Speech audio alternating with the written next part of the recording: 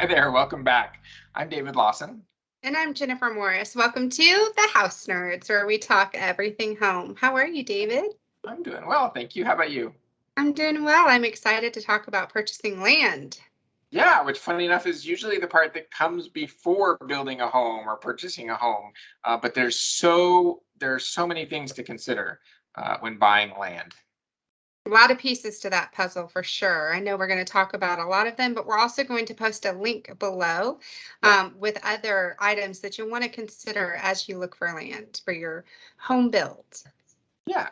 So as you're looking around and you're looking for that perfect piece of property for the perfect home that you want to own, there's so many things that you're going to be thinking about. Is it in the city? Is it out in the county?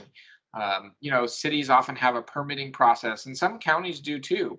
But whether or not it's in one of those locations, there might be an HOA, or there might be an architectural review committee at that HOA, some deed restrictions. And so, I know a lot of people around here want to build out in the county because they don't have the same deed restrictions, but there still may be review committees that have to look at that, and you have to go through that process.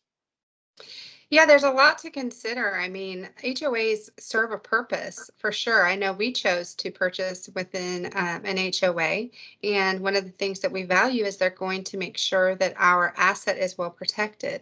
And we value that, although it's a very country HOA. What I mean by that is it's not super formulated, and it's pretty flexible, but there are definitely requirements involved in it. And you had a pretty good designer help you through that process of getting approved. I mean, our designer was okay. But for real, David was fantastic at looking at the piece of land that we purchased. We purchased a sloping piece of land, and we're going to talk about that, the difference between a flat piece of land and what that looks like to build and design on versus a sloping piece of land. Our particular land has a pretty steep slope, and so we're going to need retaining walls and drainage and things like that.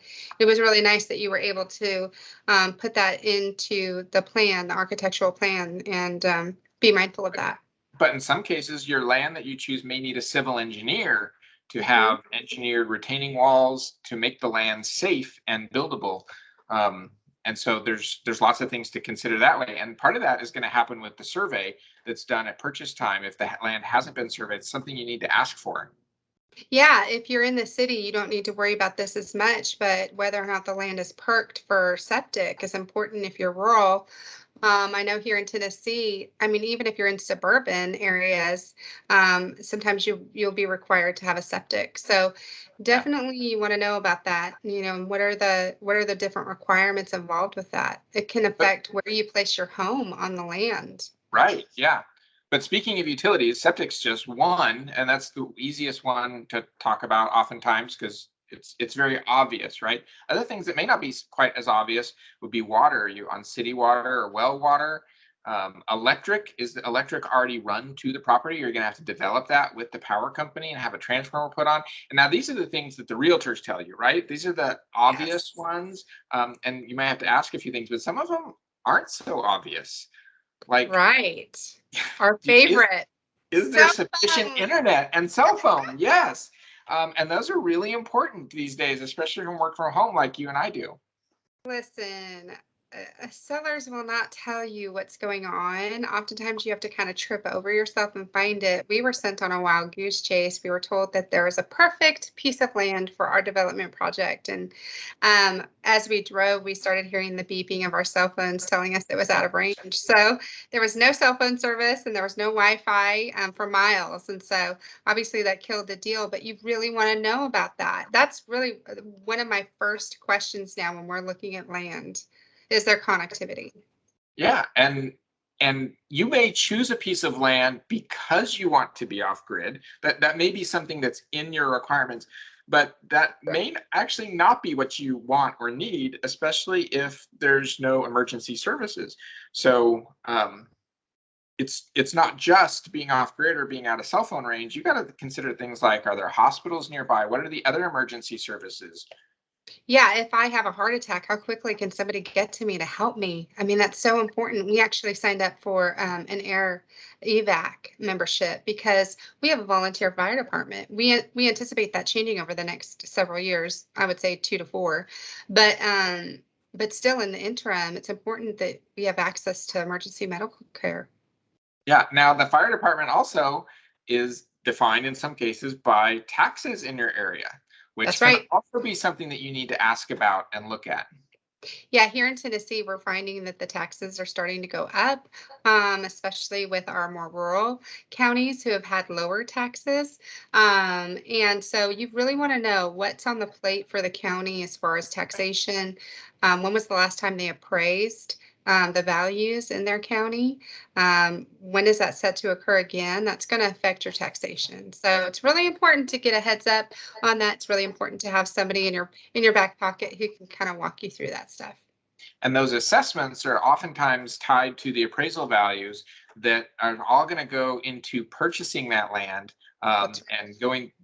There's so many other decisions that we get to talk about, which is, paying cash versus financing the land, construction loans and mortgages, and how those all get rolled in, and timing of all that, which is really, some people don't understand all of that stuff. We're going to talk about that next time. I'm really excited to hear about your experience with land and all of the steps people need to go through in that process.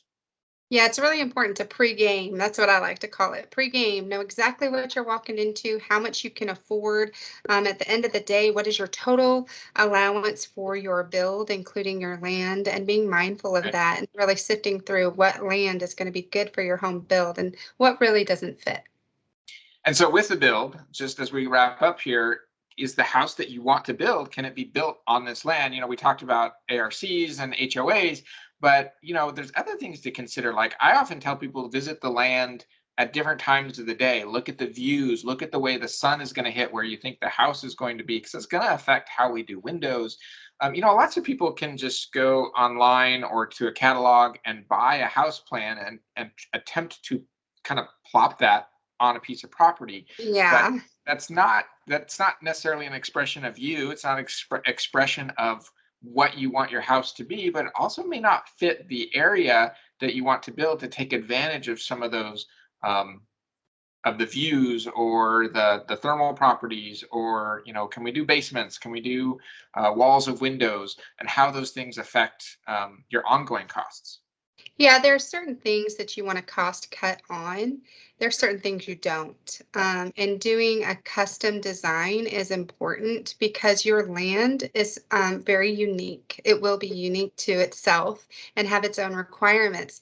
And a lot of times I'll see online where people have purchased these pre-designed homes, home plans, and you see them, they're trying to sell them because they've sunk $4,000 into pre-designed stuff and it doesn't work for the land that they purchased. Yeah. So yeah, there are certain cost-cutting areas that you can look out for, but there's some you really shouldn't cut corners on. Cool. Thanks, Jen. Remember to check out the resources that we have below, and we'll see you guys again soon. Thanks for joining us. We'll see you next time. Bye.